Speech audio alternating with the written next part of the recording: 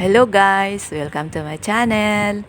For today's video guys, dito tayo sa left side ng aming bakuran. Meron kaming mga puno ng lansones guys. Yung iba may bunga, yung iba wala pa, di pa naka-recover sa dumaan na bagyo. Yung may mga bunga na guys, hinog na. At binalot namin ng sandubag kasi kinakain ng mga paniki. Tapos nilalaglag nila guys, ang daming laglag sa baba. Ayun, may mga hinog na. Tapos magha-harvest kami ngayon. Ang kukunin namin guys, yung mga binalot namin kasi ano na, sakto na siya. Nikma namin, hinog na talaga at saka matamis na. Ayun. Ang tataas na ng mga puno guys, kaya hindi masyadong halata yung bunga. Mahirap yun sa camera. Ayan o. Ano na to guys mga ano na puno na to. More than siguro 30 years na to. Tas ito na lang yung natira guys ng mga dumaan na bagyo.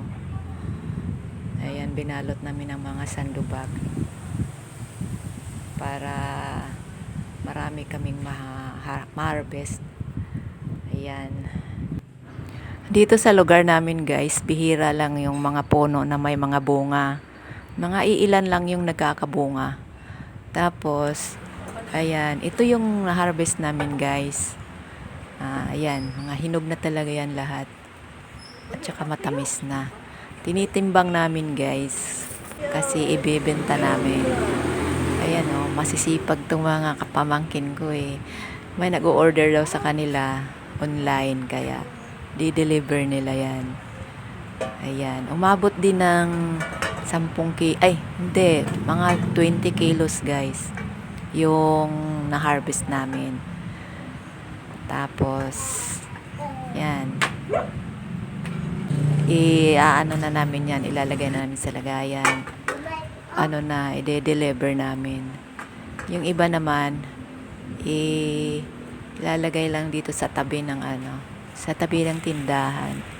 So, ayan guys. Thanks for watching. Bye!